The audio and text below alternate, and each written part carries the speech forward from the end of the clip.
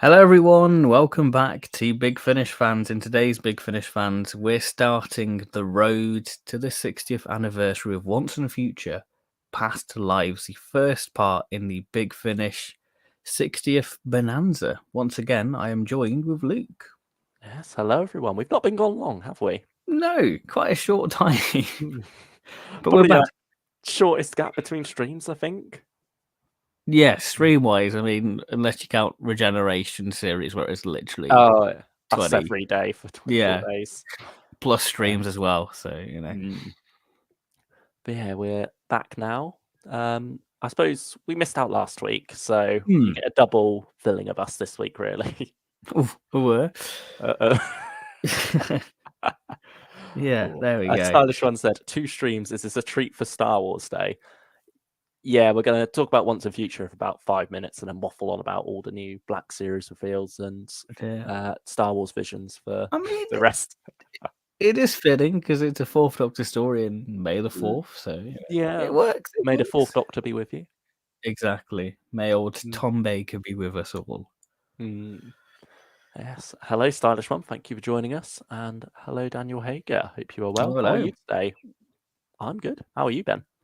I'm okay. I'm good to be here talking about Doctor Who. That's all we can ask for. Yeah, that's a quick turnaround for us as well on a release. I mean, it's helpful that it's just a 1-disc release. Yeah, That's a bit of a rarity for Big Finish at this point.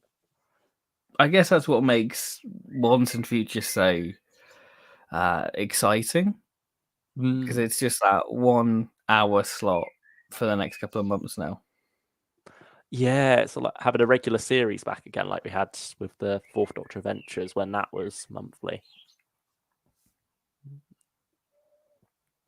And individual cover art as well, which thankfully Fourth Doctor still has, but a lot of other series lost that. Yeah, it's sort of like a bygone era, but obviously we've got like a special edition as well. I don't think that's been dispatched yet, actually. Just No, I've not seen anything yet. Yeah, I'm sure you'll do a little unboxing of that when it arrives or something. Yeah, I think it warrants it. Yeah. Not. I mean, if you've missed out on the special edition, sorry. You'll have to go other ways for that. Yeah, I'm surprised it sold out before the first one came out. Yeah, I thought it would sell out maybe the first week when it dropped. There's probably quite a few people who prefer to wait until some of the releases are out, hear what people are saying, and then decide whether they want to go the special edition route or standard, or pick it up at all. Yeah. I mean, you can. I think you can still get a special edition as a download. So yeah, you can. You miss out on the inside artwork, don't you? The poster, yeah, which the is a movie shame. style poster. Unless you get like PDFs of it, I don't know. Yeah, it doesn't look like it, and I think they've said that it is exclusive to physical. I mean, yeah, I'm glad that physical media is getting some little perks. Yeah, and it's quite nice to know that it's selling, that they sold out of it.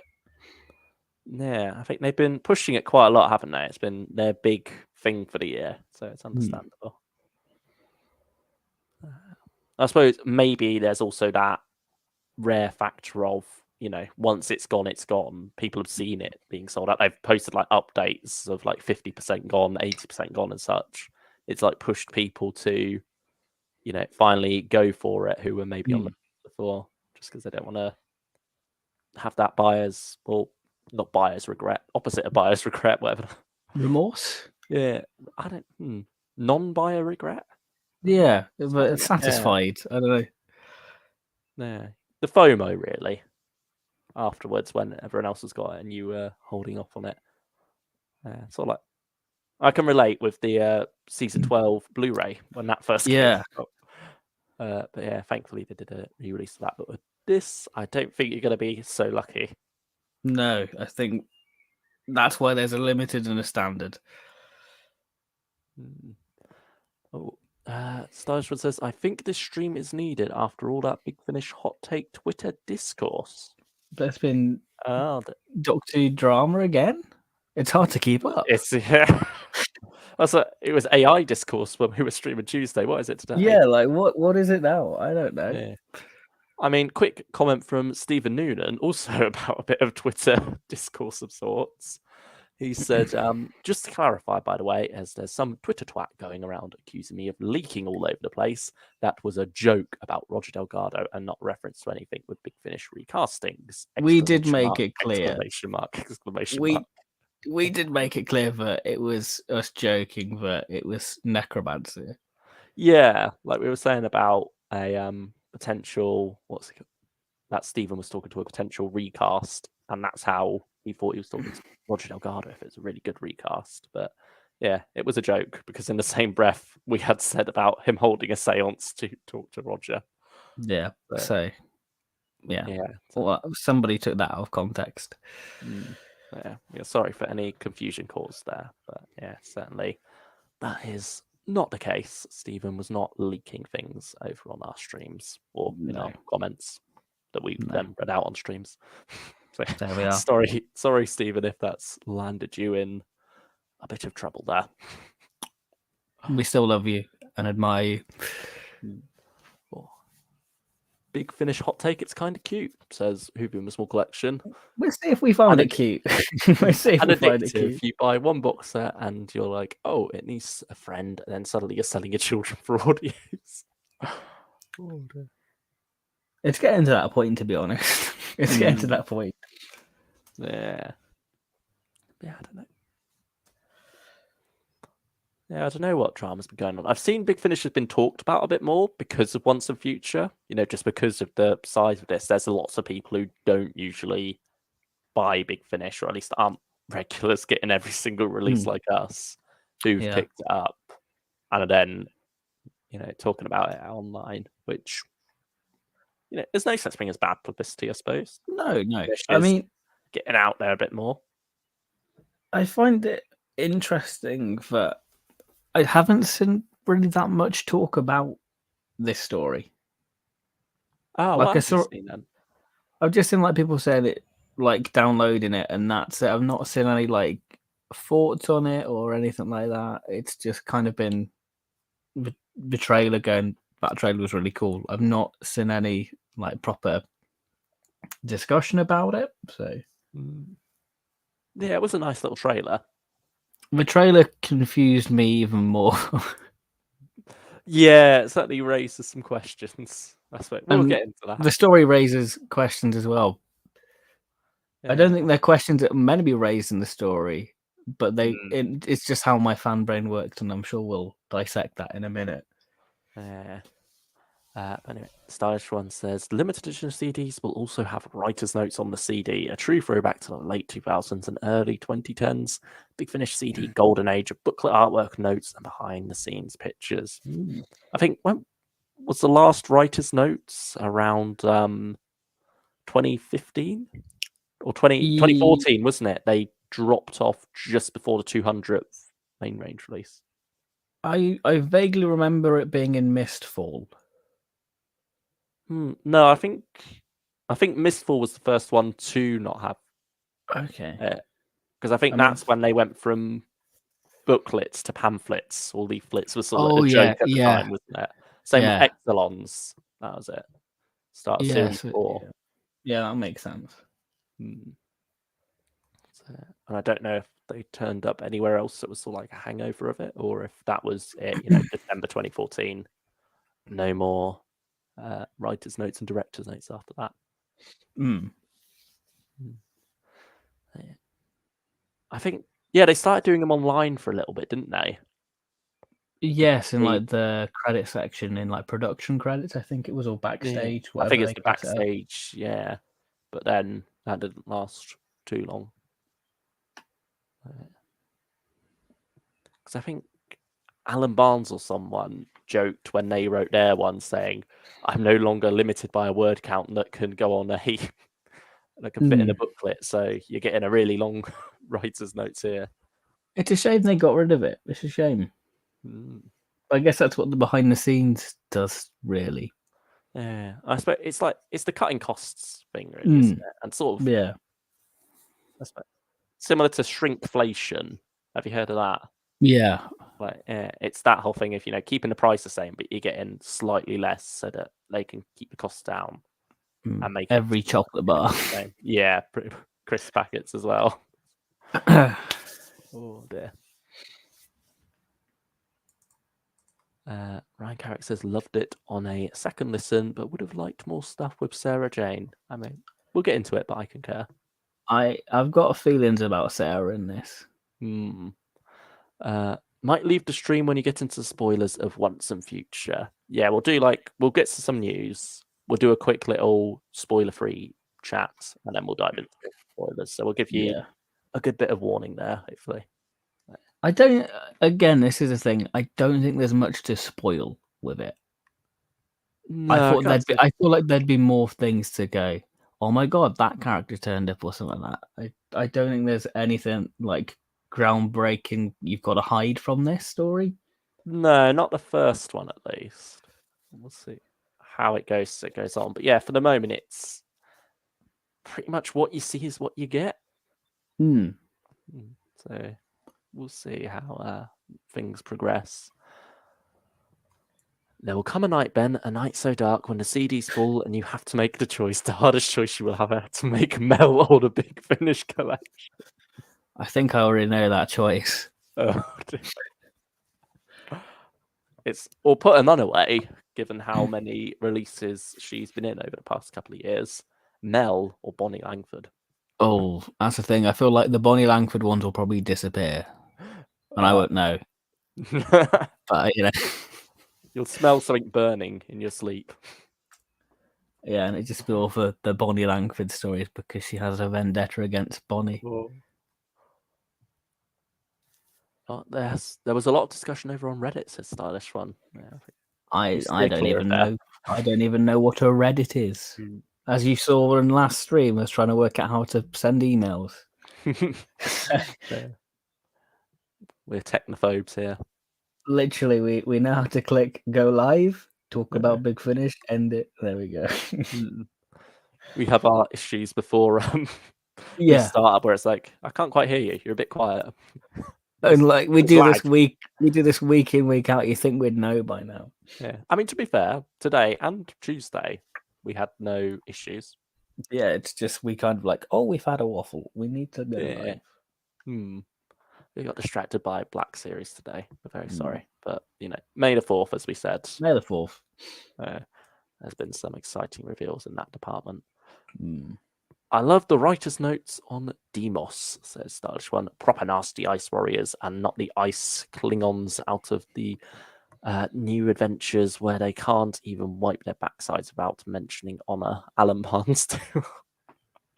It's one of the things I quite like about Ice Heist with how, I think Guy Adams, even on the extras, was saying about honor seems to come up a lot with the Ice Warriors when actually there's not many TV stories where they're that honorable. It's only until like Cold War when it, for me, in like my fan conscious, they become this honorable species. I feel with like how Mark Gatiss sort of portrayed Skaldak in the writing. Yeah, I think you get a bit with Curse of Peladon. I think that's where a lot of it probably originates. I guess that's like the blueprint, but I guess you're too busy invested in is Paladin going to join the Galactic Federation? You kind of lose sight of that. Yeah, and also it's not like a complex relationship with honor. Like it's not a key to the resolution or anything. The Doctor appealing to the monster's honor. I feel like as well we have quite a few honorable warlike races in Doctor. I mean, even Once and Future introduces yet another one. Past lives. So yeah, it's sort of become a bit of a trope, really, hasn't it? Yeah. Honorable warrior race. Old school Ice Warriors, please. Nothing noble / Star Trekky about them. Just a bunch of great hissing green. That's stylish one. Well, quoting Alan Barnes there. But, yeah, I agree. I kind of my Ice Warriors cold. Yeah, I kind of wait for my Dr. Peter Davison to show up in Once and Future. Not long to wait. No, not long. I mean, arguably he's already has really. Yeah, I mean,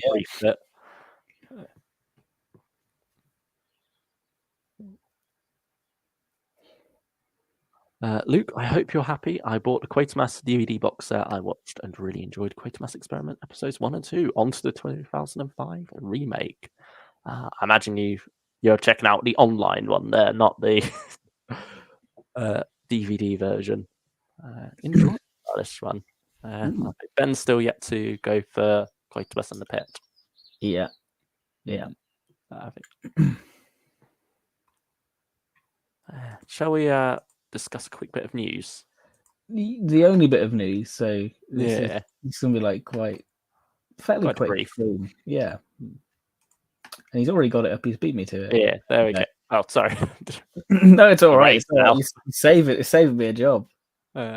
We have Prisoners of London, written and read by Matthew Waterhouse. A cover reveal at last. But it made sense to put this out alongside Once and Future in a way, because it's not like a big, massive reveal of something that's going to steal Once and Future's thunder. I mean, I thought this would have probably been announced on Peter Davison's birthday, or just around that time.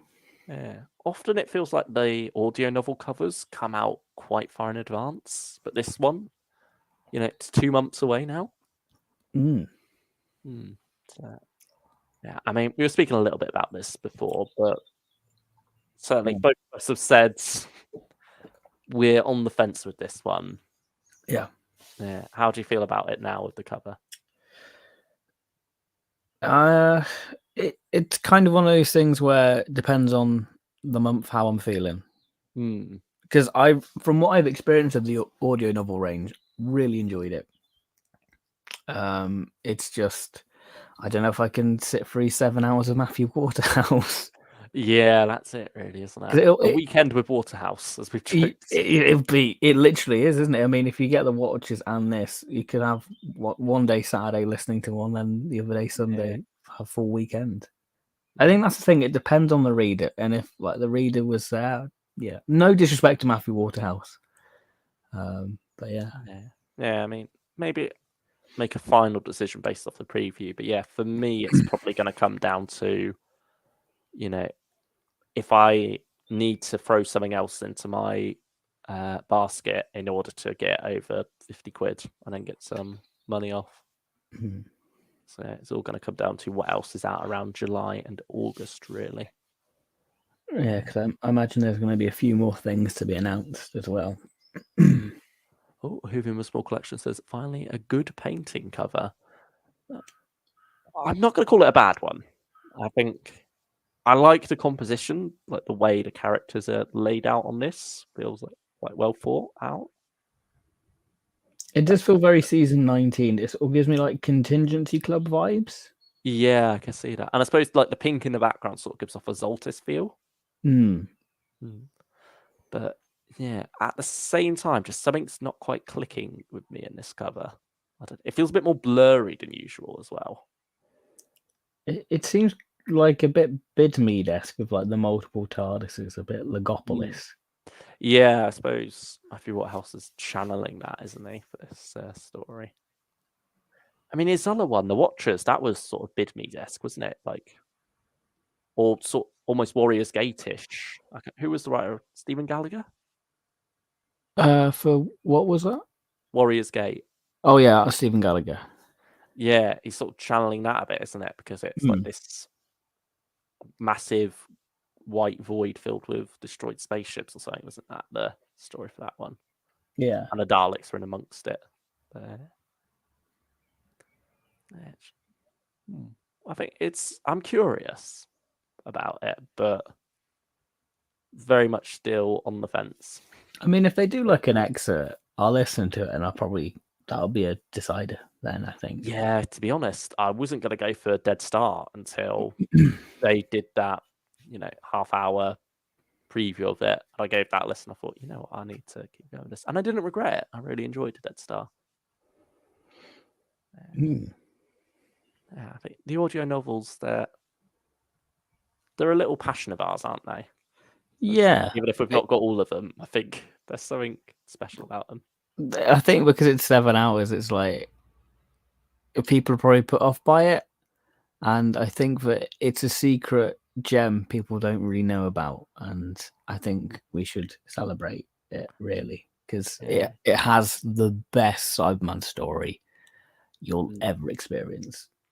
It's just wonderful with having longer form storytelling and being able to get sucked into that. I think very few other releases from Big Finish are able to pull you in to something else quite like the audio novels do. And it's like what people say about getting lost in a good book, isn't it? Yeah. That very much translates to these from what I've heard. But and I'd say certainly we like our longer form storytelling. We loved Friend of a Family. Mm. And I think that sort of has, even though it's full cast, it has a similar feel to it because of the different pacing that's required for that. I think there's an intimacy, isn't there? I think. Yeah, that's it really.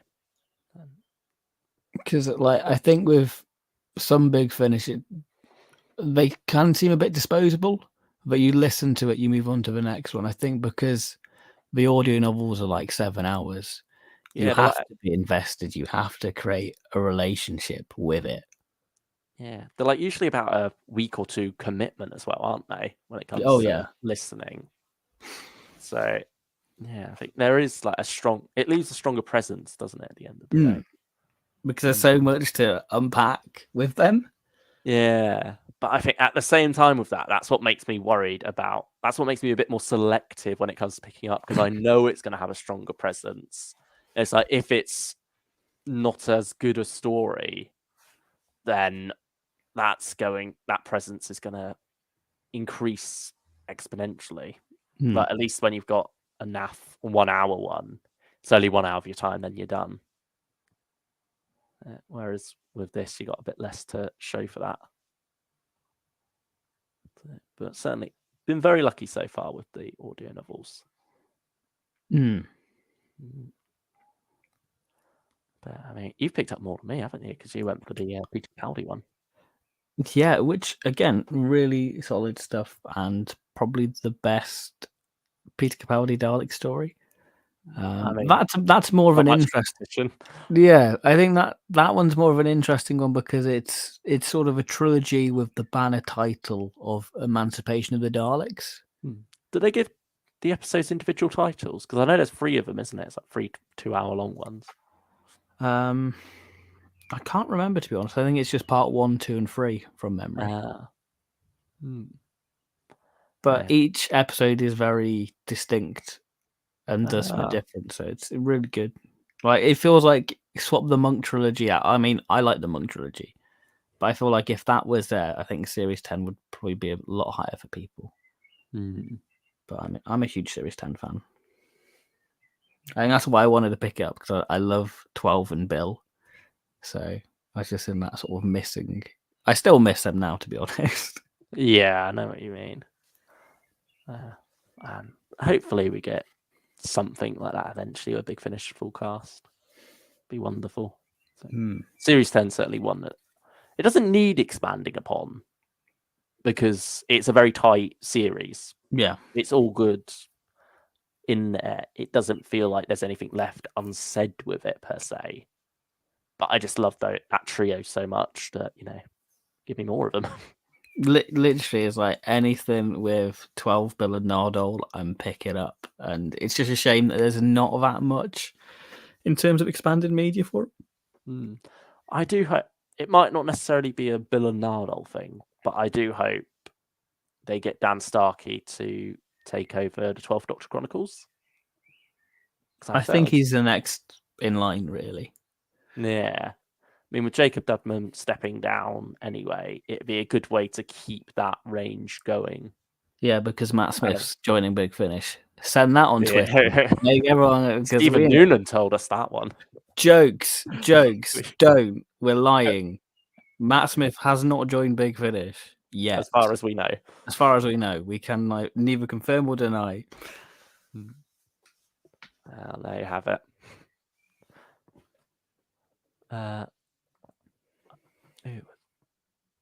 New series audio novels would be a way of doing 11th Amy and Rory stories and 9th and Rose. I mean, we got a Ninth from Rose short trip, didn't we? Yeah, we did. In volume 12. I'm hoping we get more new series audio novels. It says Sudden Island 575. Thank you for joining us, Sudden Island, by Thank the way. you. A new face, not seen before, or new name, technically. Yeah, I mean, Yeah, it'd be nice to have Alex Kingston read one. because we know that what was Precious Annihilation was originally going to be an audio novel, Yeah. but then Alex Kingston and David Tennant became David Tennant mainly, because Alex Kingston's done a lot of Big Finish anyway, but David Tennant became available due to lockdown. They got them together, and it's basically reworked as a full cast one. Yeah. So, yeah, I want. Which Doctor would you like the sixth one to be? It's audio novel. I would like. I think new series would be. I think there's got to be a balance, isn't there? So I think. Yeah, because it's 4 classic at the moment, and it's 2, 3, 4, and 5, and then 12. A part of me feels like it'll be a David Tennant one, and I can hear the discourse. But 11 is a good shout. But again, I could see them doing something with 11 actually. Yeah. But again, I don't want it to sort of take the focus off what they're doing with the 11th Doctor in his own series at the minute. Yeah. I mean, would they do like a tie-in similar to how they did the short trip with the Firingar? Would they maybe do a audio novel with Valerie and the 11th Doctor, or would they go a different direction? I was thinking that, but I was thinking how niche would that be? Yeah, I think it's okay to get away with it for a short trip, but for an audio novel, less certain. Especially with how tightly plotted a lot of this seems to be at the moment. Hmm. I don't know. I feel like 11 Amy and Rory would be nice. I think that's a shout. I think that has to be it. I mean, in terms of physical novels, they've got that Treasure Island one with the 11th Doctor and Clara, haven't they? So they've got that covered. So if they were to do an 11th Doctor audio novel, or maybe 10 and Martha, since we've not got anything of them on Big Finish yet, would be a good way to go. Yeah, I think that's like a pill. It makes a pill easier to swallow if it was for people who have a disdain for the 10th Doctor. Yeah, I know what you mean. Not that it bothers me, because I'm like, give me all the 10th Doctor content. Yeah. Although then again, you've got the 10th Doctor Chronicles coming out November, which is, those are not full cast ones. So those are not audio novels as such, because it's 2 readers and everything, but they're a bit closer to that. So maybe they wouldn't go for them too close together. I mean, maybe 13th Doctor. Could we get that? Yeah. I think we've both said before, actually, haven't we, that audio novels could be the place 13th Doctor starts. I mean, the one I would selfishly like most is another 3rd Doctor one read by John Coleshaw. Yeah, I would love that. Yeah. I mean, ultimately, I think it's probably better for Big Finish if they don't do that, because, variety and all that. But, I mean, we've got 2 read by Matthew Waterhouse and written by him, so... Yeah, maybe you could get another John Coleshaw 3rd Doctor one in there. Yeah. Well, I could see Colin narrating one. I could see him writing one.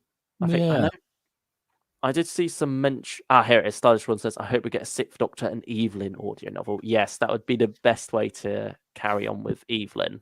Because you don't have to recast or anything, but Big Finish gets to do another story with her, and even Colin could even write it if he wants to.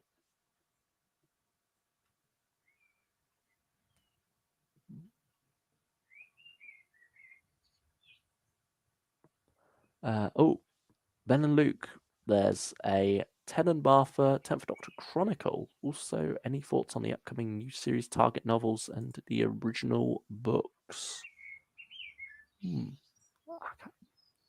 we talk about them when they were announced, or did we talk about the wave before when they were announced? I can't remember at this point.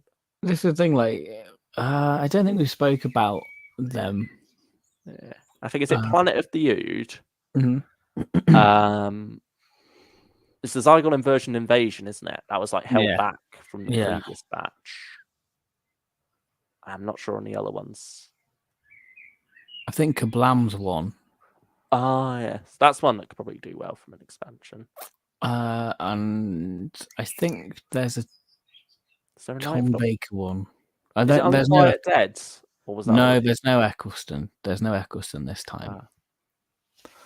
Was Unquiet Dead done before in the last batch, or?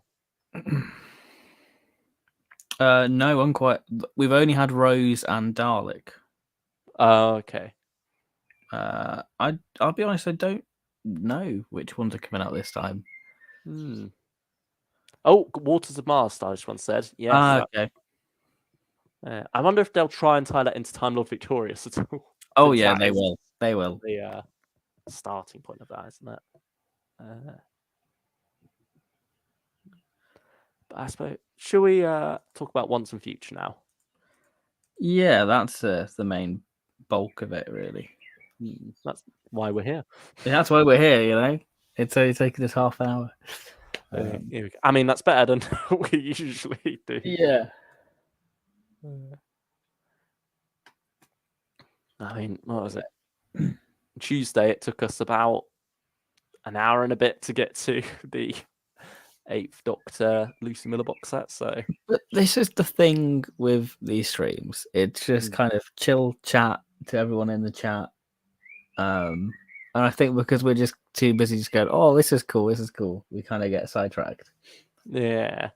Well, have a loose structure, but that's all it is, really.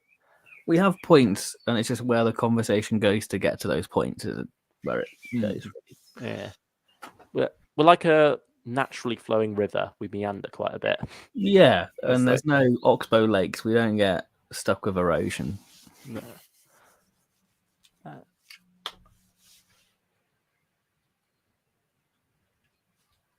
But yeah, Once and Future, Past Lives. What do we make of it in the non-spoiler section? I mean, I feel like I've seen a couple of people say this out on Twitter. I know Josh Snares did. They said that it's a bit like Flux, in that you can't really judge it quite yet. Like, a lot of it will come down to what goes on later on. And I can agree with that. I think it was fun in the moment, but I was more enjoying it as a ride rather than enjoying any substance at this point. You get caught up in the build-up before listening to it, and then you listen to it. It's a completely different journey to what you have in your head. Yeah, I think certainly there's high expectations going into this one, isn't there? Because you're hearing so much stuff going on, and then when you get to it, it's actually it feels a bit small. It's probably the one way I would describe it. Small. Yeah, I think because you see Doctor 60 years, and you're like, all right, this is something big, you know. Yeah, but it's quite understated. I think this story. Yeah, and I remember I listened to the extras, and Rob Valentine did say that he sort of wanted it that way, so that it's able to build as the series goes on. Yeah, he didn't want to peak too early, I guess.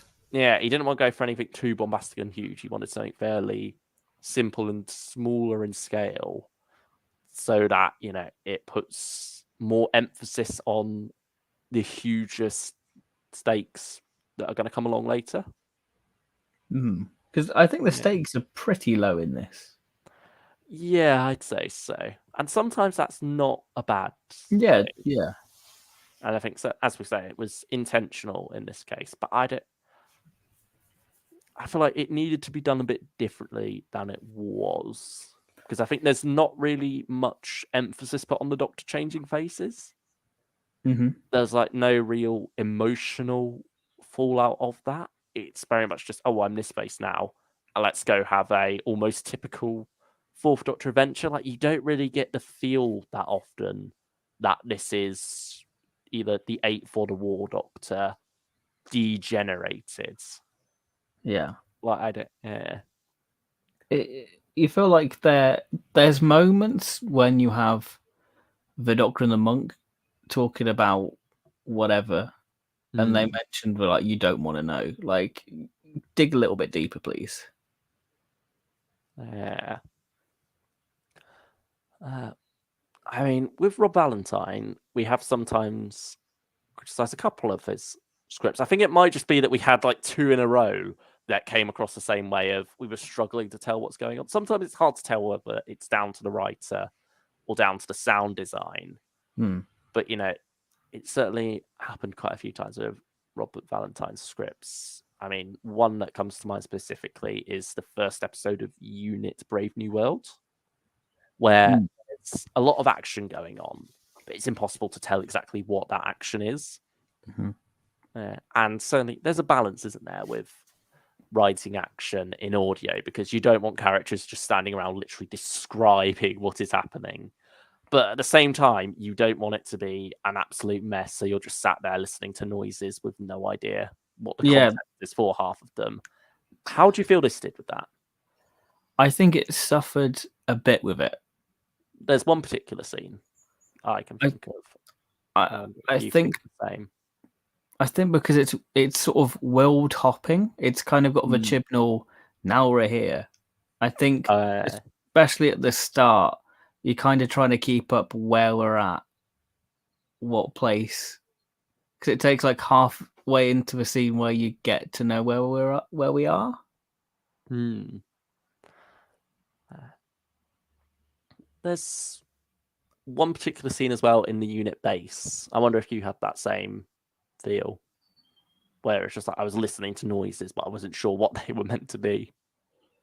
Oh yeah. Yeah, but it's a very witty script, though. I did find myself chuckling a lot at some of the lines. It does suit Tom very well. Hmm. I think Rufus Hound as well plays off very well against Tom. Very good Very good. pairing, I feel. Yeah, and it's one we haven't had before. Funnily enough, I mean, it's happened in a short trip read by Rufus Hound, but we've not actually had full cast Tom meeting Rufus. And what I realised listening to this was I'd actually quite like a season 17 or 18 story with the monk played by Rufus Hound, Tom Baker, and Lala Ward in there as well. Mm, Because I think we've had a similar feel to that with Drax, haven't we?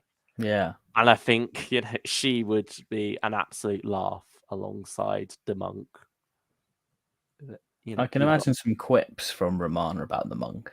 yeah. I think that'd be a fun thing to hopefully get eventually. But yeah, back to the release that we've actually got, not one we could hypothetically Yeah. get in the future. I mean, any more overall thoughts before we dive into spoilers? It's fine. I think Yeah, it's fine. You know, it's one piece of the jigsaw. I'm interested where it's going, yeah. and that's all I can really say in terms of like non-spoiler. Like I enjoyed it, I had a good time with it, and that's kind of what you want. Yeah, that's all you really need at the end of the day, at least at the moment. But it is going to come down to how that progresses. And like I can see myself revisiting it, Mm. and maybe there'll be little details that will make sense, you know, in the Yeah. future. In the once and future. Hey, Ooh. But yeah, I don't. But it's not in the same way that you had with that the Dalek trap, yeah. where that was very much you were at a bit of a loss to it, Mhm. and it ended, and you were like, "Well, that didn't make much sense." With this, I feel like it makes sense at the end. It's It's all coherent. there. Yeah, it is just a case of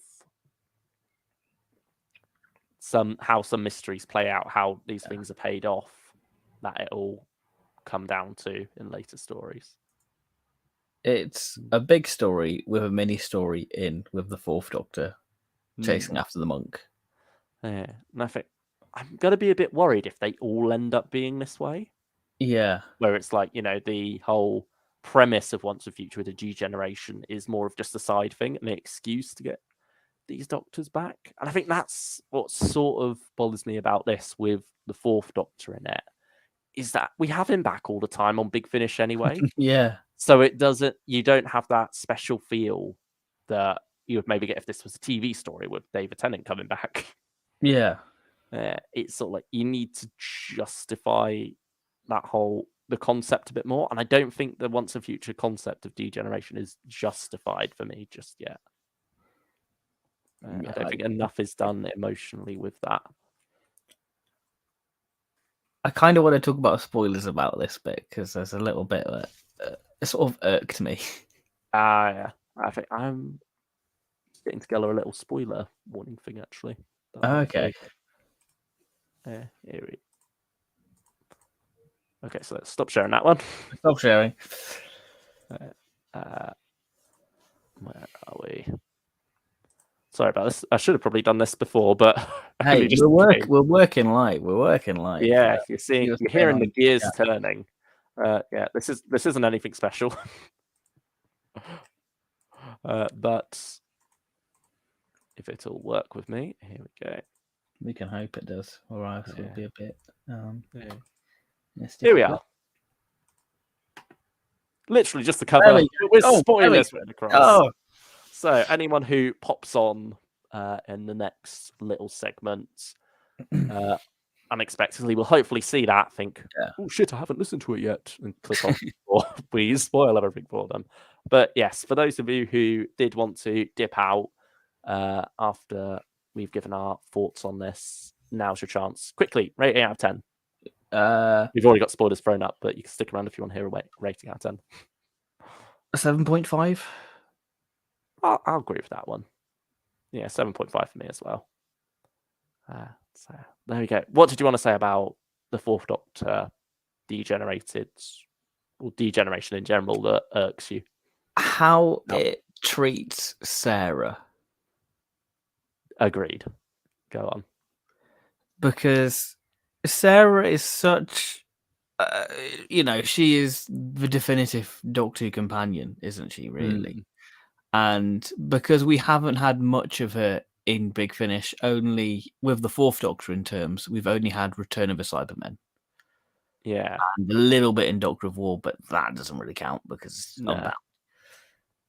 Just the way you think you're going into that heart moment of a bit of a one-to-one of, it's been 2 minutes for me, but it's been several lifetimes for you.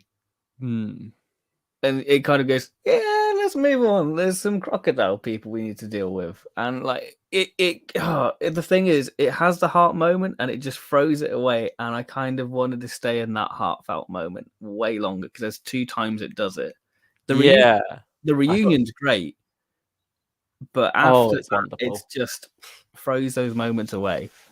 And I feel like there's a couple of things with that as well, where it just does it in general and then reels it back a bit. Like you got the Fourth Doctor uniting with Kate and Osgood, but it doesn't really. It feels a bit hollow at times. I'm not sure why. There's some nice moments about her being a Lethbridge Stewart. Yeah, you got Sarah recognizing her instantly. Yeah. Because I mean, for Kate, this is the earliest we've experienced her, really, unless you count down time. Well, we had her in Legacy of Time. Oh, was that before Power of Three? I don't know actually, because this is explicitly 2010. Maybe it is the first time. I can't remember. Yeah, but I think what's also funny about this is obviously this was made before Power of the Doctor was filmed, but she goes in the TARDIS. Yeah, and it's no big deal. Same with Osgood's, and yet in Power of the Doctor, that's a very big deal because she hadn't up till that point. But no, it's in Big Finish canon now. She has.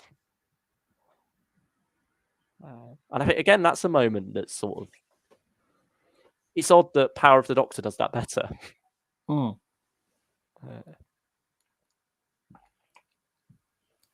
Yeah, I'm not sure how it lines up continuity wise either. Like, because I thought Osgood hadn't really met the Doctor before Day of the Doctor. Yeah, because obviously she's the super fan. Yeah. I mean, that But, was quite a funny moment when we went to Osgood's house and there's a poster, and Sarah's like, "Oh, was that boy band?" So like, no, those are the Doctors. mm, That was yeah, I cool. don't. That sort of felt a bit almost creepy to me. Yeah, that of kind of like she's got like a little Doctor shrine. Not, I mean, I Yeah. have a Pertwee shrine, but But at least for us, they're fictional. yeah, For yeah, Osgood, it always feels a bit stalkerish. yeah. A Yeah, bit Joe Goldberg. I think with this being before Day of the Doctor, you could almost have had the scarf that she wore, and that was inspired by this. Mm. But instead she's cosplaying as already, and that's the Fifth Doctor. But ultimately, it's continuity, schmontinuity. It doesn't Yeah, matter yeah, too yeah. much, and maybe this will all be undone by the end of the run anyway. But certainly, yeah, just didn't feel quite right there. But speaking of the Doctor's costume, do you think it regenerated with him? Because that's note that was pretty unclear. This is where the confusion I have, right, with the trailer. The trailer. This is pedantic fan. In the trailer, it's the War Doctor's boots in the footprints, Hmm. but you don't hear McGann in it. Yeah. You go straight to McCoy.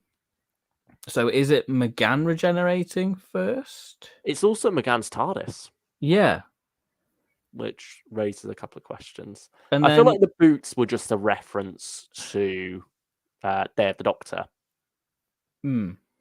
Uh, But then when you have again, it's going back to a trailer. Like you have the third Doctor in sort of a Night of the Doctor-esque outfit with like the silhouette, and then you kind of there's a reference for the degenerations affecting the TARDIS, and then we go back to the more traditional classic sound, not the Eighth Doctor TARDIS sound. So I guess that's when it flips. But I assume that the clothes degenerate too. I don't know. Yeah, or did in between monk encounters the Fourth Doctor nip into the wardrobe, dig out his classic stuff, and head out in that? Because certainly, well, Sarah gets to go back in the TARDIS. There's no comment from her about him redecorating. So there's questions raised there, and it's the nerdy fan questions that ultimately don't really matter or affect the quality of the story, but you sort of like expect Big Finish to have it covered a bit more than maybe a TV series would. Because they should understand that there are anoraks and we are anoraks. That We want to we know. are their main audience. Yeah, yeah, This is yeah. they should know this by now. I don't. It's like it raises a few questions to say the least, and yeah, I don't. I mean, I can understand why for the covers you'd want them in their iconic looks, but yeah, and so I feel like it's got to be that he's regenerating but keeping the clothes the Hmm. same because otherwise that would have been pointed out in the story. Hmm. Uh, I mean, I think uh, it probably what you say. It's probably in between Monk adventures. yeah. So will he do the same again in the next story for the Fifth Doctor? I'm not sure. I mean, Yeah. that's the thing. What it's no Big Finish's fault, but I would have liked them to have held off the announcement of the artist at the end of the universe cover. So if you listen to past lives, you have he needs to find his daughter, and Yeah. then From the monk, no less. yeah. So Tell I him would to I would stay have well. liked them to sort of have kind of sat on that cover and then probably revealed it Friday, so it gives everyone a chance to listen to it. Especially with how long they sat on it anyway. Yeah. Like, it only came out just before, I suppose, to drum up a bit more hype for this. That last push. But yeah, it sort of does feel like that could have been more of a reveal. Even though we already had Jenny revealed, we Yeah. didn't know quite when she was coming along. So And then yeah. it kind of makes you it makes the moment land more than going. I know it. I know Yeah. where this is Oh, I know going. what's coming. You know where the journey's going already because you have the cover. Although it does at least reveal why the Doctor's daughter's in it now, with him perhaps needing the same DNA in order to help stabilize his degeneration a bit. Yeah, so And then you go like, oh yeah, because Davo and Jenny are related. Well, Georgina Tennant. I mean, what did you make of the degeneration scene itself? You know, the pre-title stuff, how that was delivered. I really liked the sort of flicking through the Doctors. I think that was a real highlight. And I think that's the thing. The story starts off with a boom and a bang, doesn't it? It's like, this is how we're opening this ride. And I think it does it well. And I love this stuff, because it feels very regeneration with must get back to the ship sort of feel, to sort of, I guess a bit of Castrovelva to sort of, settle the mind and everything. But yeah, I think that it gives Tim some good stuff. I think I liked how, you have the third Doctor not wanting to let go and trying to hold it off. I think that's cool.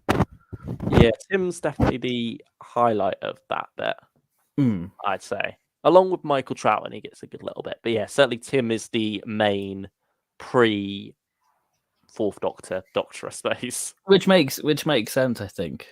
Yeah. I wonder if Tom will have a bit in the next story. Yeah, or if it dives straight into the Fifth Doctor. Yeah. Yeah, I was sort of hoping we'd hear the Fifth Doctor at the end of this one, to be honest. Yeah, I was hoping we'd get like the regeneration, or Davo. Yeah, like a new regeneration from Fourth to Fifth. But no, instead, it just sort of ends with him popping into the TARDIS with his hand glowing. But for me, I feel like they could have gone a bit grander with the opening. Okay.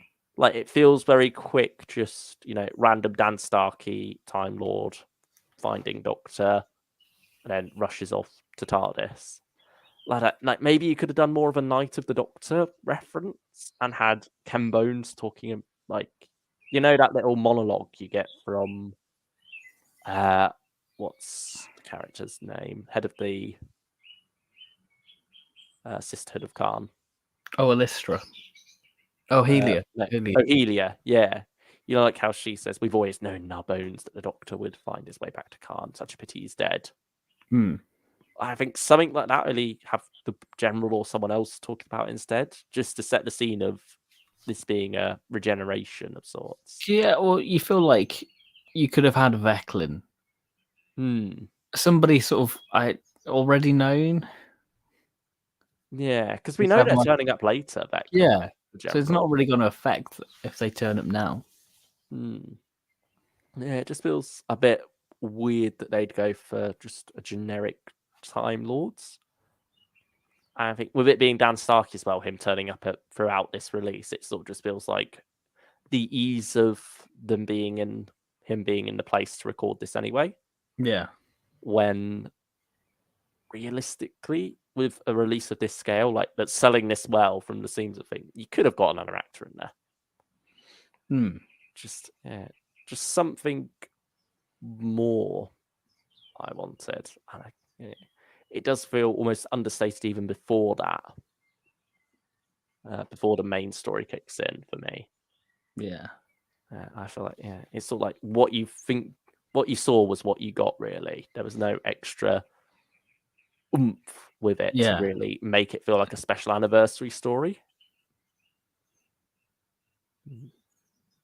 Yeah, and then after that, you go into the Fourth Doctor intro, which, again, why can this not have its own theme?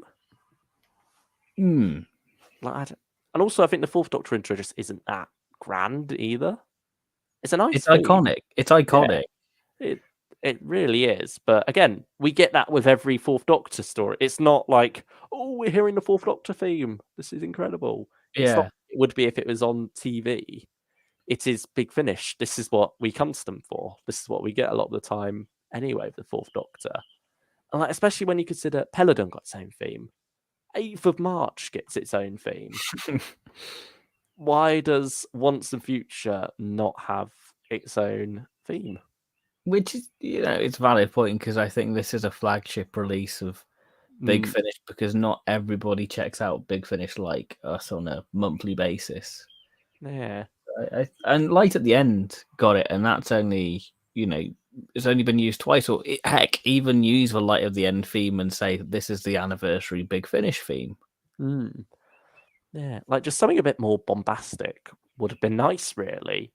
This is a anniversary. Indulge a bit more. Or maybe they're going to do like a Five Doctors thing where you have the standard intro and then you get a special credits at the end in like Koza, maybe. Yeah, maybe. But I think that's a bit too little too late then. I mean, I do wonder what Coda's going to be like because while in the extras for this, Rob Valentine talked about while writing it, he was looking to Matt Fitton's finale script, which is actually the 7th one, not the 8th, because Tim Foley's doing the coda. So yeah, it makes you wonder where that's going to go. But, yeah, I suppose that means that we're getting a different Doctor for each of the first 7, because we've got Doctors 4 through 10 as the stars. So presumably we're not going to repeat Doctors, and then something different's going to be happening with the coda. Who knows what? Doctor number 40, probably. Yeah, who knows? Or maybe Shooty, maybe. Oh, that would certainly be. I mean, that'd be after his first series has come out. I mean, that would be wild, though, wouldn't it? And I think because Russell has such a good relationship with Big Finish, I can see him finding a way around the sort of legality. I think Russell's more of a stickler for it, though. You think? Yeah, because he's sort of the one who said, against the Unbound Doctors when that was happening, saying, we don't really want different actors cast. And so I can see him being a bit more, Shooty is the TV Doctor. He doesn't want fans getting confused, thinking they have to pick up an audio drama to understand what's going on with the ongoing show. I think he likes that clean divide. And I think it's necessary while a Doctor's the incumbent Doctor on screen. I understand why that would have to be done. I could be wrong. I could be proved wrong over the next year or so once we build up to that. But yeah, that's just my gut feeling at the moment, is that we're not going to see Shooty on Big Finish while he's the incumbent Doctor, even for something special like that. I think the one place they could have and probably should have got away with it is a little cameo from Sacha Dhawan in Masterful. Yeah, that would have been nice. I think with a side character, there should be a bit more leeway there. And I mean, certainly with Kate, it's happening. She's in this. She's going to be in at least Series 14. Who knows what beyond that spin-off, or maybe she's got a little cameo in the 60th at some point, because we know Unit's involved in that anyway, so she could be there. But yeah, it's all with the main Doctor. I think there's a bit of a difference there. Yeah, I mean, a part of me feels like Sash will be in the War Master range.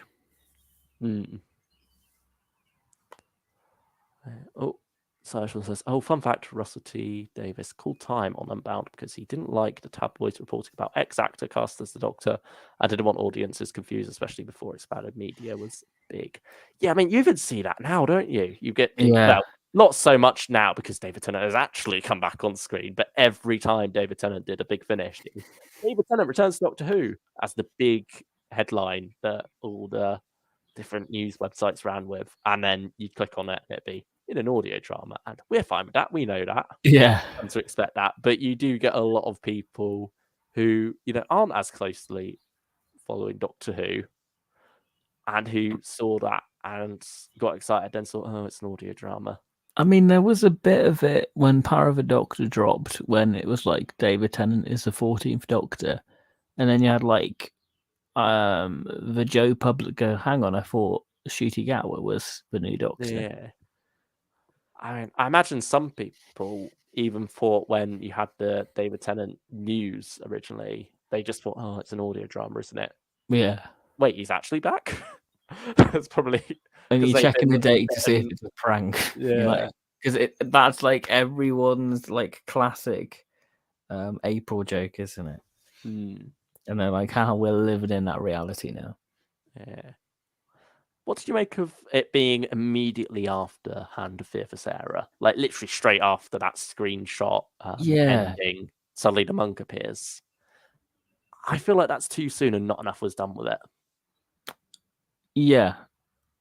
I think I agree with that. Because I think I don't think Sarah's well characterized within this. No, it's sort of But trying to go for the new series idea of the Doctor ditching her. Like I think she even says like you dumped me in Croydon or wherever. Hmm. Or no, turfed me out, isn't it? The phrase she Yeah, uses. yeah. But like that's not how it happened in the story. Like He that's got the not how call, he got Fantasy summoned. works. Hmm. Yeah, and like And she was fully ready to leave anyway. She'd already packed. I like think. I feel bad for her stuff just being left on the curb. Like what happened to the toy owl? Where's that? Mm, Did the dog yeah. take it? Did the monk bring her back there, or did he bring her back to the right place? Yeah. Ah, these are the questions we will never know the answers to. Yeah. But I mean, with school reunion, I know like even back when that first came out, people were upset about Sarah and Nat being upset with the Doctor and her being sort of characterized as an ex of the Doctor, isn't it? Really, how the root school reunion goes down. Mm. But I think at least there, it's less about the actual immediate leaving and more the fact that he never came back for her. Yeah. Because throughout the Pertwee and Baker era, you do get the idea that sometimes he has left and come back anyway. Mm. I mean, he left Joe go to Metabilis and then came back. That wasn't her being ditched as a companion. So I think you could sort of see that maybe Sarah expected the Doctor to come back after Hand of Fear after he'd gone off to Gallifrey. And then that's where that build up. But that aminosity would have built up over time. Mhm. Not it feels weird that she's instantly being like, you've ditched me. It feels very much like, oh, we can put that outfit on a cover. Let's do it. They can get away with that anyway. They don't need to say it immediately. Yeah, true. Like, I don't mind the idea of this being a bit later for Sarah. Like, as in after her travels in general. Because we have that with the Five Doctors. That's like the Mm. anniversary thing, isn't it?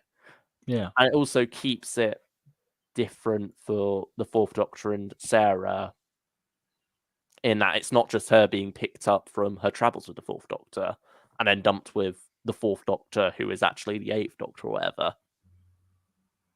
Yeah, just having I, it being immediately after yeah. Hand of Fear getting kidnapped by the monk, it just rubs me the wrong way a bit. I know it wouldn't happen because obviously Sadie has her reasons.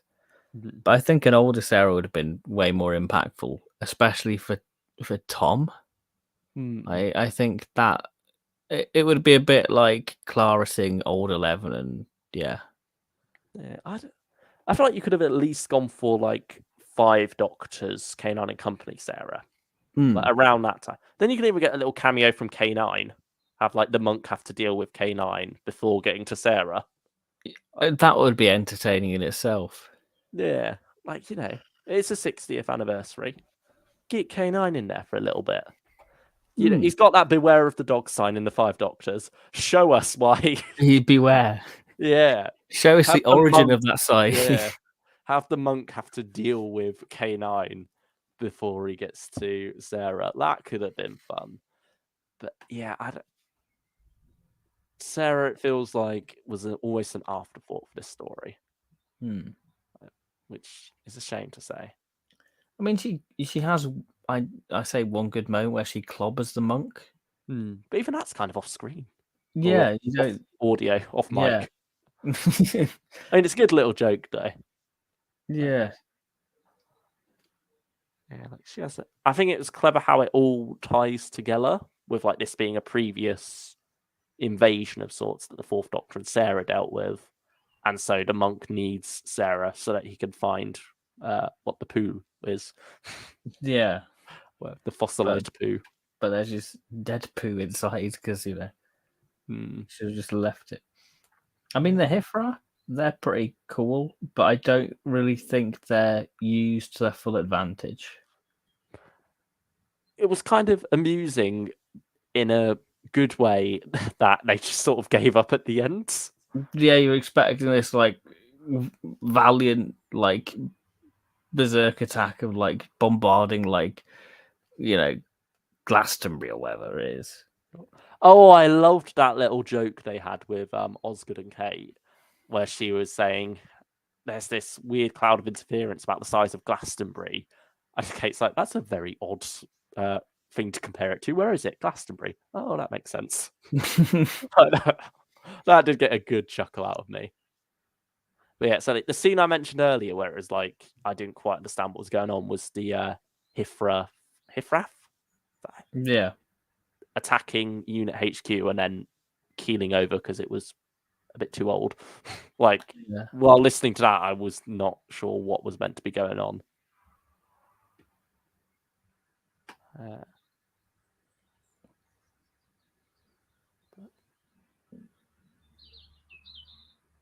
I mean, I did connecting it to the idea of once a future. That obviously has connotations of King Arthur.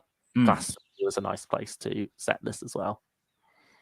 I think that's one bit what confused me when the monk arrived there, and that was like, oh, we're halfway in the scene where we get the location for it. Yeah. There's a lot of jumping about at first, isn't it? Like you've got the where is it? Island up in Scotland where is it ALF? Is that? Yeah. Where they burnt all their money. And then you've got Hong Kong in the 22nd century. And then suddenly you're thrown to Glastonbury or wherever. Yeah, it's all because Unit doesn't turn up until about 15 or so minutes in. That's it. Sarah doesn't turn up until then. And so before that, it is a lot of struggling to get the pieces in place. Yeah, they're trying to get all the pieces on the board so we can actually start the story. Yeah, and again, that's what worries me going into the next ones is it going to be the same again? Are we going to have like 15 minutes of faff before we actually have the proper story going?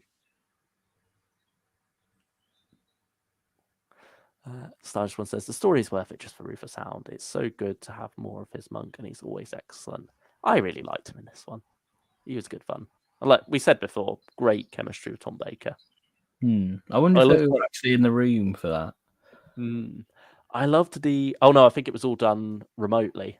Because this is the thing was because I know they've been planning Once and Future for such a long time. I wonder when this was actually recorded. February 2021. That's the date for this one. 2nd of February 2021. So it's not the most recent time hearing Tom. I think that was April, March, wasn't it? Yeah. Probably not too far off it. Yeah, I mean, this would have been done before Return of the Cybermen even came out. That would have come out the next month. So yeah, it's funny thinking that, despite hearing Sadie a lot more with Tim as the third Doctor, she probably has recorded about the same amount with Tom. It's just that case of Tom would take so much longer to come out. And I've got to wait even longer for it. Yeah. But yeah, I did like the recurring joke of, the monk thinking, I've got away from the Doctor, and then suddenly Tom just turns up from nowhere. It's like, little jump scare for the monk. I think Rufus Hound does that much better than I just did. But yeah, I thought I was listening to the scene all over again, to be honest. Yeah. I sucked you right in there, didn't I? I was so immersed. Immersed in Hong Kong. But yeah, that was a nice little running gag. Yeah. I wish the thing with Osgood had been set up earlier. That device, the thing that was used to track the monk's TARDIS. Yes. Like, I think you could have easily slipped in a line from the Doctor when he was saying, I wish I had this device. That would be good. I remember when I made one once back in my days stranded on it. Obviously, much better than I've just done. Yeah, was it 70s or 80s? I can't remember. Yeah. You could have fit a line in there along those lines, couldn't you? About how, I remember fiddling with one once. I beg your pardon. But no, instead you just sort of have Osgood come out with, "Oh, I might be able to help you there," and then it's revealed that he did that whole tinkering back in the 70s or 80s with one already. It's like you had the perfect setup for it, but you haven't utilized that. So instead, it just feels like it's a pulling out of her ass moment. I mean, we did get a reference to downtime in this. Yeah, that was surprising. Yeah, of all the things, that wasn't on my bingo card. I mean, I suppose it fits with it being early for Kate as well, Hmm. with it being set in 2010.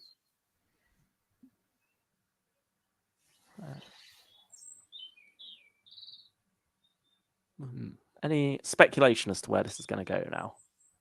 We're gonna have the Doctor's daughter.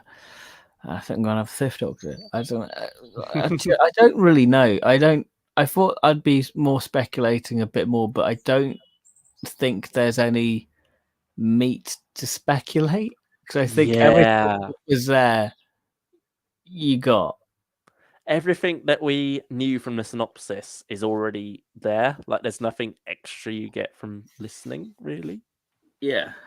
Like, anything we could speculate on now, we probably could have speculated before. I mean, supposedly the monk was there when whatever happened to the Doctor happened. Again, we don't hear that. That happens before. It's just the Doctor's dying body gets brought along, and then he starts regenerating.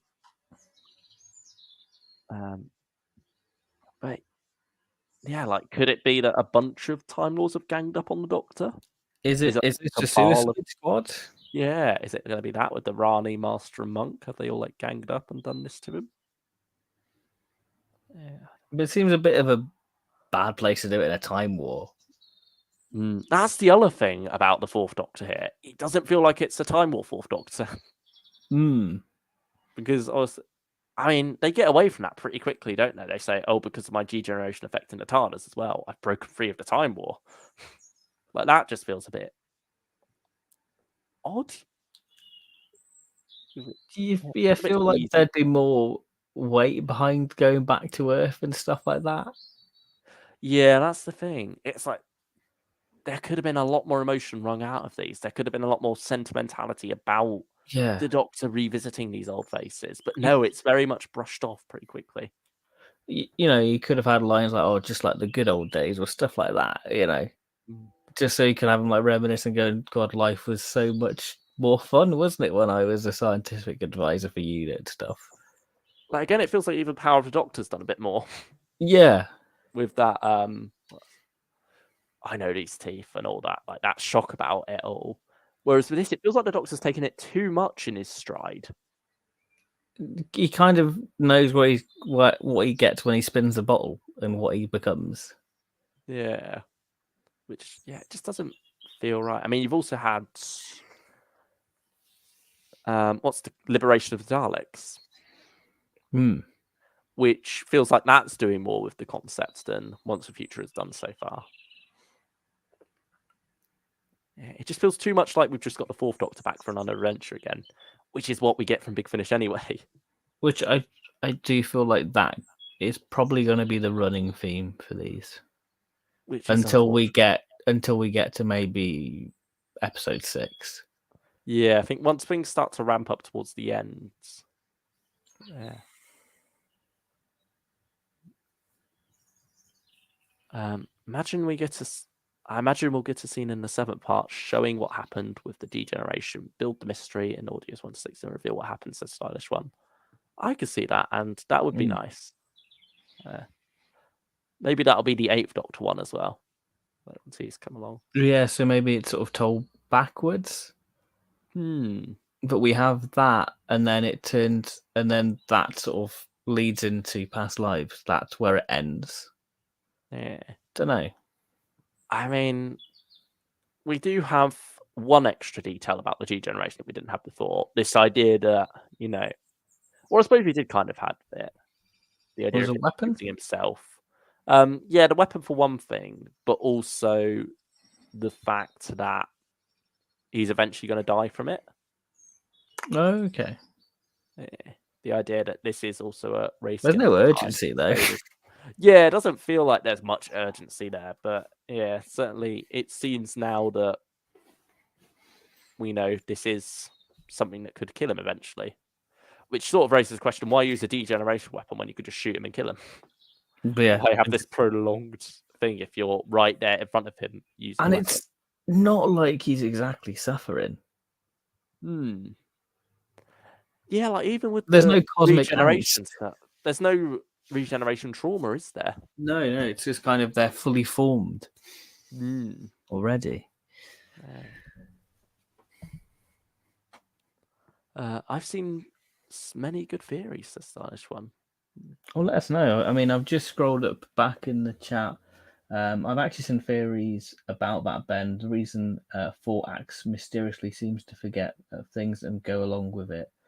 People saying that he isn't the Doctor, but the Valiard degenerated. I don't know if I like that theory. It would be a bit odd if you reveal at the end of the 60th anniversary on Big Finish that it's not been the Doctor all the time. And you're like, well, okay, thanks, guys. I mean, we should do a stream or something talking about multi-Doctor stories or something.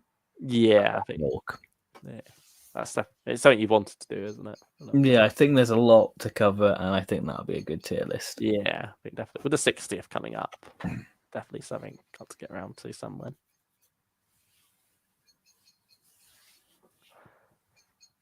Well, the series will get better. I think David Tennant will be in the 7th audio. I mean, if they are going in the direction of it's a Doctor per audio in order, so 4th, 5th, 6th, 7th, so on, then it would end up being 10th and the 7th.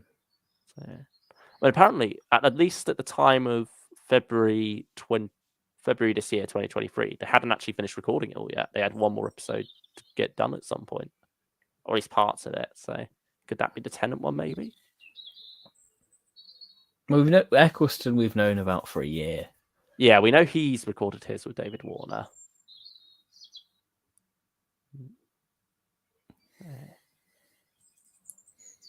Yeah, just have to wait and see. I feel like that's the one I'm still looking forward to the most. Ninth Doctor and Eccleston, which is funny. Ninth Doctor and David Warner. Ninth Doctor and Eccleston. I like to listen to that. I mean, you can listen to Ninth Doctor and Briggs instead if you want. True. Yeah. When they interview each other, I don't know. Yeah. No, I mean the Ninth Doctor Chronicles. Oh yes, of course. Hello, what's going on around here, man? But yeah, with the Ninth Doctor, even though we've been very iffy on his adventures run recently, he's still the most exciting part of Once and Future for me, funnily enough. I think because of that whole concept of him meeting the Unbound Doctor, because this is finally a multi-Doctor story of sorts for the Ninth Doctor, but one that Christopher Eccleston approves of. Yeah, because Chris has been so against multi-Doctor stories. Like, no, I'm never returning. Nine's a Lone Ranger. He doesn't, Same with what Capaldi said, Yeah, and this will also be presumably Ninth Doctor before the Ninth Doctor, technically. I wonder if that's going to be the point where things get interesting. Really, yeah, it's like the spanner in the works, isn't it? It's like you think you understand degeneration, and then suddenly Ninth Doctor pops along. Or is the Ninth Doctor just having a solo adventure and gets caught up in, an Unbound? I don't. Yeah. Well, maybe there's like a sideline of degeneration where he becomes the Unbound because of alternate timelines like multiverse. I don't know. I mean, he's flicking through them a lot though. Which makes me think, because there's that reference that Sarah makes of how far back do you go, and it's sort of that thing of I don't want to find. Yeah, I imagine we're not going to get any timeless children stuff. Imagine we're not. We're going to get Philip Hinchcliffe. Yeah. We know he's been recording some recent. Well, not recently, but he did the interview. Yeah. For the American, like, Philip, could you record these 2 lines? Thanks. Yeah, I imagine that'll be the point of the Doctor thinks he's running out of time. He's finally failed, but then suddenly he's a Ninth Doctor now. Maybe that sort of jump starts it of thinking he's won. I don't know. Yeah, I wonder about that. Or if, because it seems to be affecting the TARDIS as well and his own personal timeline, could it be that he starts to have future memories? Could he then? Could it be like something that's not just affecting his past? I mean, you've got the whole once and future in the title. Could it be that his whole life starts to be torn apart and his memories from the future and past are all starting to jumble together as he flips through the places? Yeah. But it was fun hearing the Third Doctor say Time War, though, wasn't it? Yeah. I think that's where you get that little shiver going, oh, yes. Yeah. And I mean, you do get the Fourth Doctor reference again at the end as well, don't you? With him saying about future stuff for the monk. But it sounds so right, the Third Doctor saying Time War. Yeah. Yeah, everything with Tim in, I loved. Yeah. And Michael as well. It was great. Starshmore says, on the podcast, confirmed that the woman who played Raven in Beyond War Games was in recording recently. Second Doctor Adventures are in the works. Wasn't she was also in Solo, wasn't she? So she could be playing a different part. But if it's Raven, I can see Raven being one of those characters who sort of like gets spread out across multiple ranges as time goes on. I can Big see Finish that. like to do that, and I feel like she's one of those characters who's sort of ideal for that.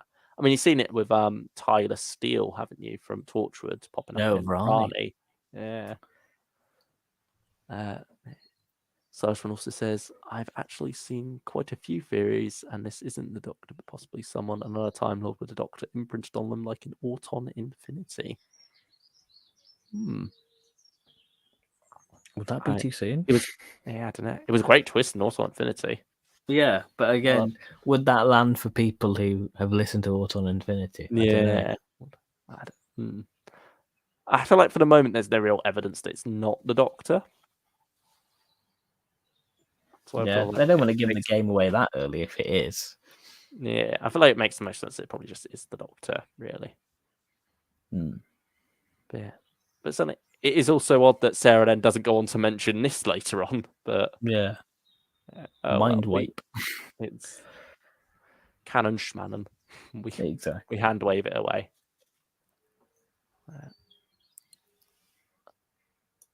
Is the Sixth Doctor get story in Once and Future? I imagine the Sixth Doctor will have his own story on top of the Curator one.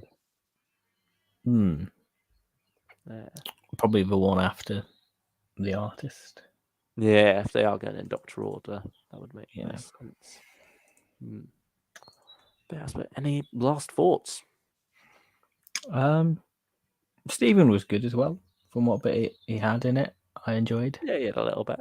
I think most of it we heard in the trailer, hadn't he, of his? Yeah, but it was nice having the Hartnell Doctor there. Yeah, I think it's nice having all those first 7 Doctors there. It just shows the beauty of where Big Finish are at now, that we can have those Doctors in this big 60th anniversary story. Yeah, it was. Yeah, it's nice just having them seen as equals, really, isn't it? A recast. They're shoulder to shoulder with the 5th, 6th, and 7th in this story. Yeah, because that's the thing. Doctors 4 to 8, were probably put on a pedestal because of obviously the actors are still alive. But now, it's a level playing field. Yeah. Sarge want to ask Ben, did you enjoy Rufus Hound in this? And are you becoming a Rufus Hound stan? Yes to the first one, and no to the second. Oh, I love him. I like Rufus Hound. I enjoyed him in it. I think stan's the wrong word. It's stretched too far. Yeah, stretched too far. Yeah. I'm not gonna start like a Rufus Hound meddling monk fan cam thing or whatever, or do like jazzy photo. No, I enjoyed him. I like what I heard. We've been quite positive about him and Tom. Yeah, I wouldn't be against having more monk and Doctor action. Yeah, like I said earlier, Monk, Tom, and Lala. That'd be great. Yeah. I want to hear that trio. Or quartet if you have K9 in there as well. Yeah, why not? Because And the monks can have a version of it, like a quirky animal. Yeah, he could have a cat or something. I feel like a cat's been done, so I feel like. Oh yeah, it was done in River. the River Song one, wasn't it? Feline. Yeah. I'm sure there's some animal he can have. Maybe he could have his own dog. I feel like the Rufus Hound Monk very much feels like a dog man, to be fair. That's our next tier list. What doctor matches a dog breed? No. Tennant is the Labrador. Or maybe Matt Smith is actually. Yeah, golden retriever energy. Golden retriever energy. Yeah. Aidan Woodhead, I wouldn't mind if the regenerations were random episode by episode instead of going in order. Would make things more unpredictable and exciting, in my opinion. I agree. I do think it's a shame if they're going Doctor Order. Because it seems like they weren't in the regeneration sequence, were they? Because you started 7, then went 6, then 5, but then suddenly it's 1, then 2, then 3, then 2 again, then 3, then 4. Yeah.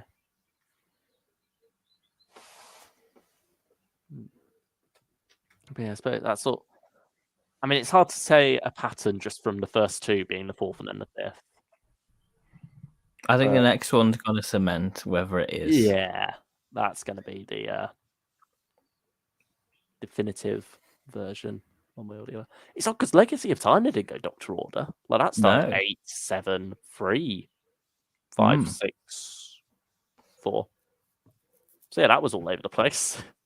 Well, his Once and Future, the one where he's apparently flipping haphazardly between incarnations, the one where we go in Doctor Order.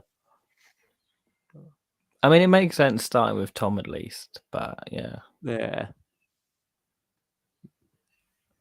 Or could you have gone reverse order? Like I'd say it's more impending doom, isn't it, if you'd count down? Yeah, and that works well with the degeneration. Because it literally degenerating back one at a time. Yeah. I mean, do you feel like this was hampered at all by the end of Power of the Doctor, with us having a degeneration, a different degeneration to compare it to? Not really, because I think they're both doing different things. I think Big Finish have probably sort of cottoned on to it. I don't know.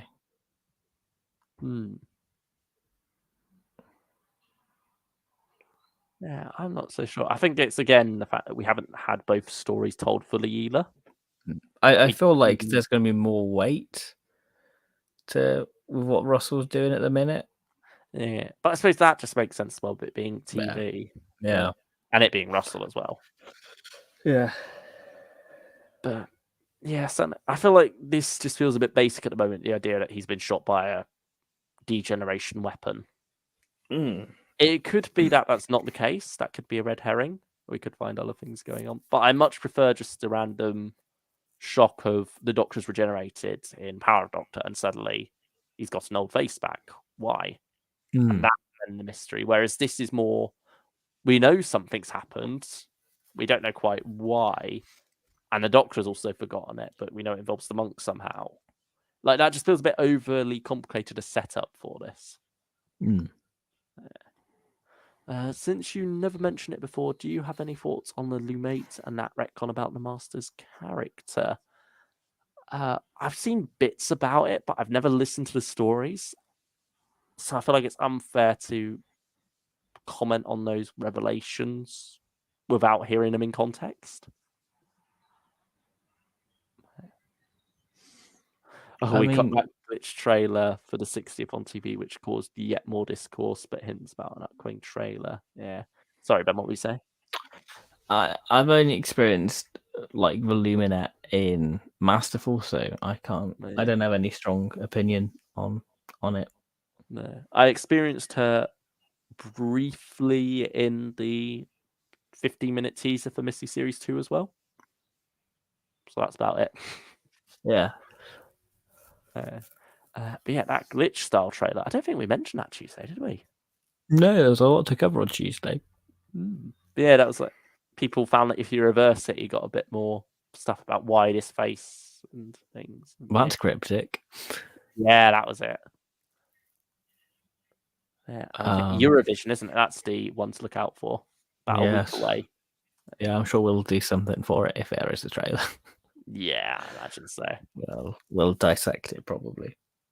And this coming just after Russell said in DWM, it's difficult around this time of year. We're in the middle, we're taking the back seat, and now suddenly teasers on BBC and cryptic trailers. But it's all building up, isn't it?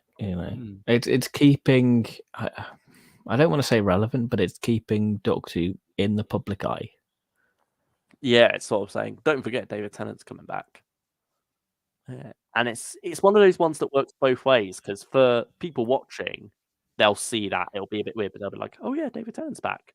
Whereas for us, the fans, we dissect that, we play it in reverse, Yeah. we screenshot and look at all these different things, we spot that the Star Beast reference. It's great that it's something that goes both ways, which is something we haven't really had for a while. Like with a lot of the Whittaker era marketing, it was very much too far in one direction or too far in the other. People were comparing that cryptic thing to the Flux stuff. I'm like, Chibnall did it better. I'm like, why have we got to pick sides? Can we just not go, wow, we have a trailer? Let's just be happy. On the other hand, picking sides with RTD on this one. Not even really with RTD, because it's not like he's competing with Chibnall. It's not like they're both trying to outdo each other or something. They're friends. They like each other's work.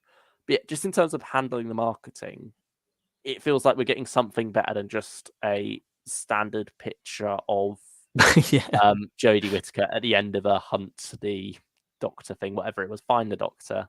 I felt so bad for those people doing all these puzzles just to get a promo. Yeah.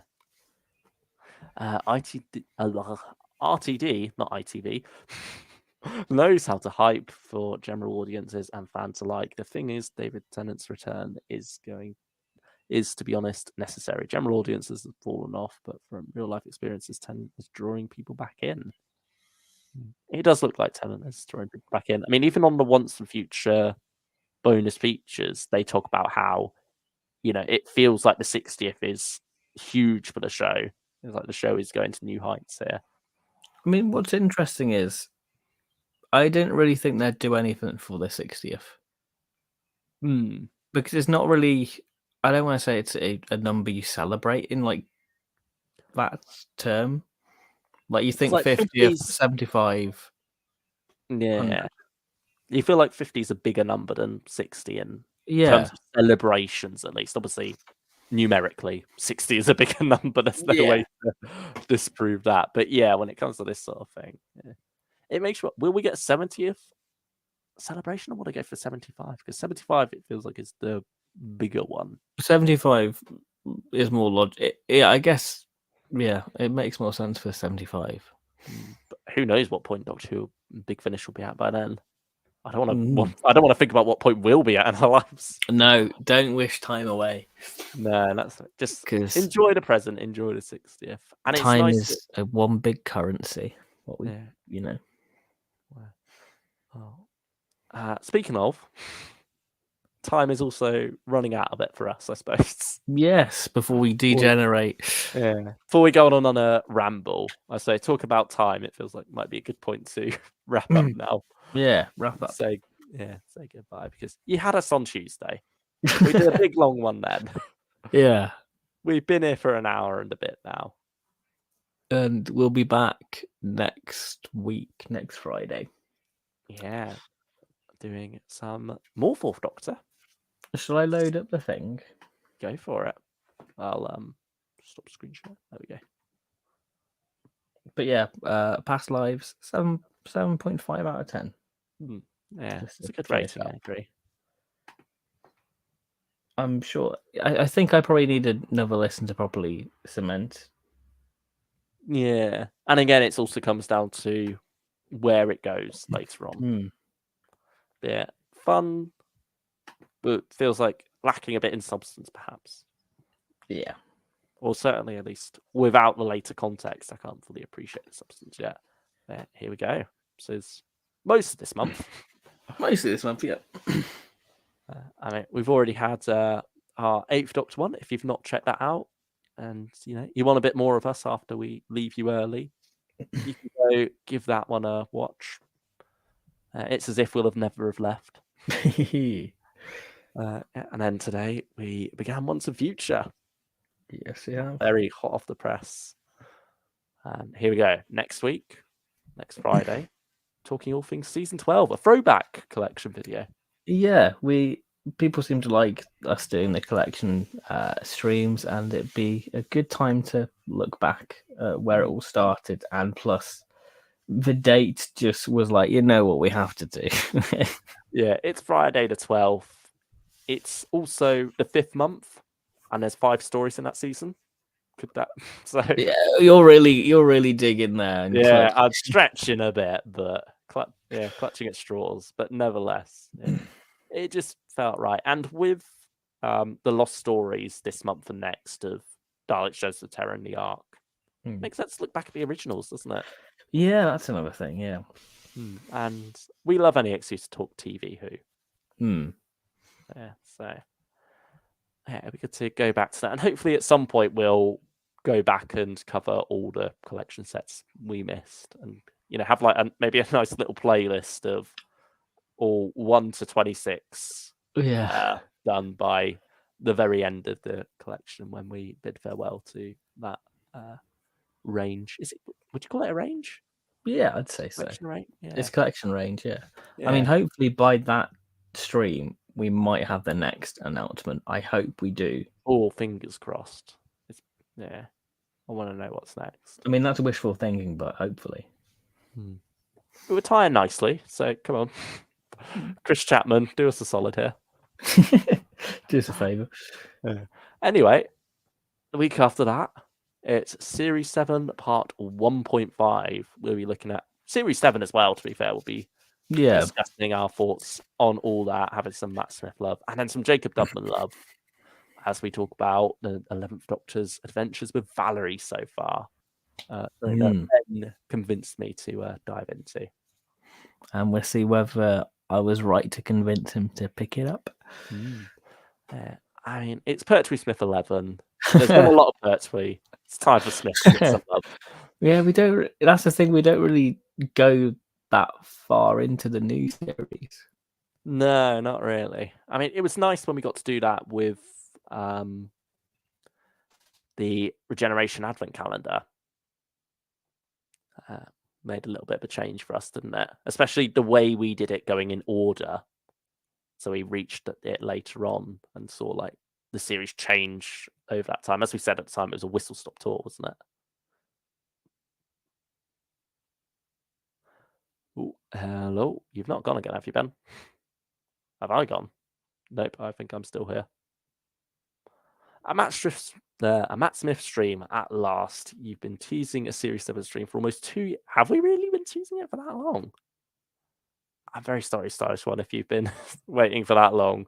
But here we are. We are going to have it. I think Ben may have disconnected again. Yep, it's just me. We've also lost the stream schedule there. But, well, yeah. We will be talking all things Series 7 that day, along with the little bonus Big Finish stuff as well. And then we are doing one on the probably 26th as well.